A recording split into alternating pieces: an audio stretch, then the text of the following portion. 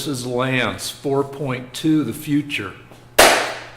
All right, so if you read science fiction, a lot of futures of America have the country breaking up into a few different countries, like the West Coast forms like a liberal enclave, and the South forms a kind of red state, redneck, super Christian enclave.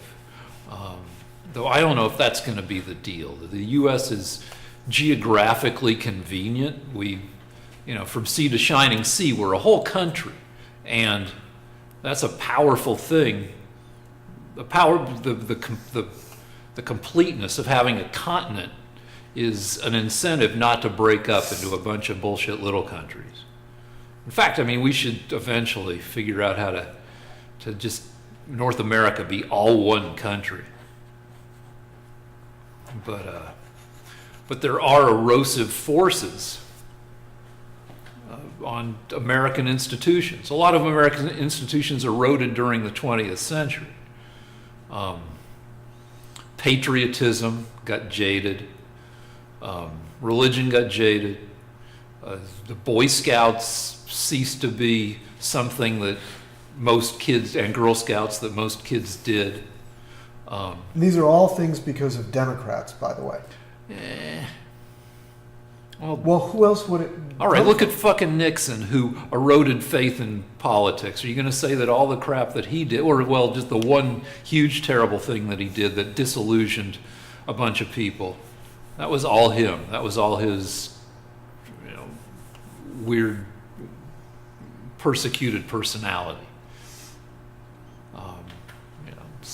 Watergate was bad, but I don't think it was as bad as any of the things that Clinton or Obama have done. All right. Well, we're going to talk about the future. We're not going to talk about. Anyway, a lot of things eroded. A lot of when Trump says "Make America Great Again," he kind of implies, moving back to a more innocent America with traditional values that some people feel is gone and that needs to be brought back.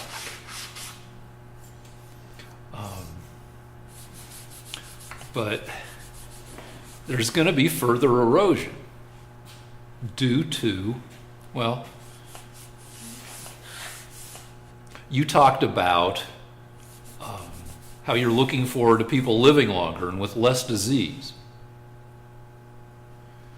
And it's going to be tremendously disruptive of society if people live indefinitely. And it's not unlikely that they will, if not within our lifetimes, then within, say, my kids' lifetime, the lifetime of millennials.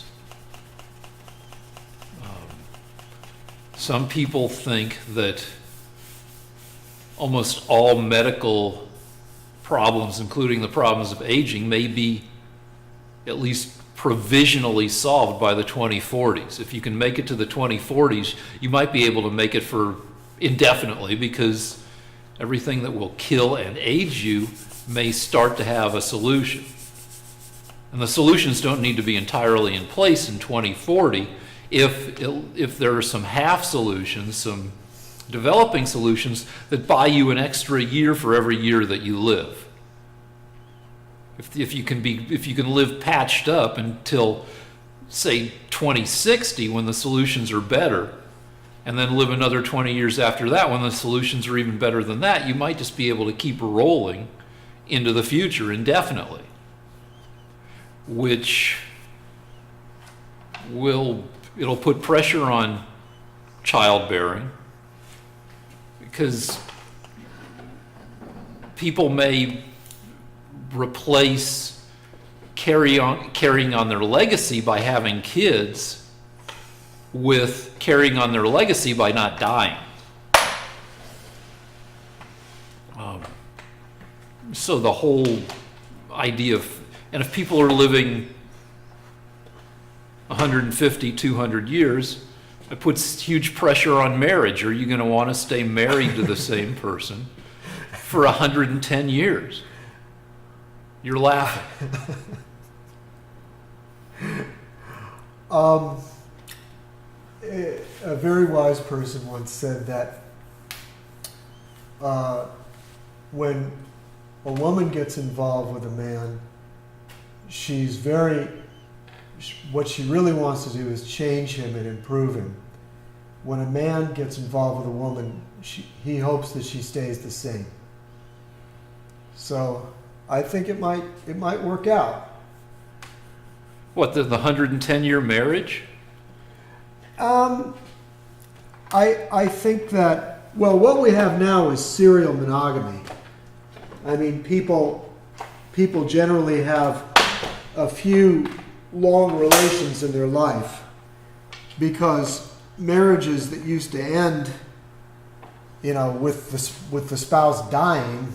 Yeah, people didn't have time to get divorced before they just keeled over. Right. No, I mean, I know this is going out on the internet, but being a single guy, I kind of like the idea of getting involved with a woman when she's young and beautiful and having her stay young and beautiful. That would be incredible. Yeah, but say you meet a beautiful 27-year-old woman next week, and are you still going to want to be with the same 27-year-old looking woman in the year 2105? Well, that's an excellent question. I actually had this discussion a little different with a Zen master, Maizumi Rashi, in Los Angeles, the Zen Center of Los Angeles, about 30 years ago. And I asked him, as we were philosophizing, I said, why can't we live forever? And he said, in these bodies, living forever would be worse than dying.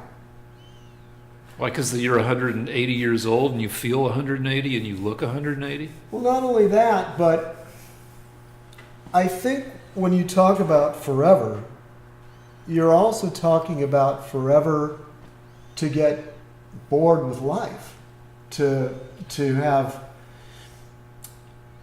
unlimited possibilities forever, to never needing to follow through.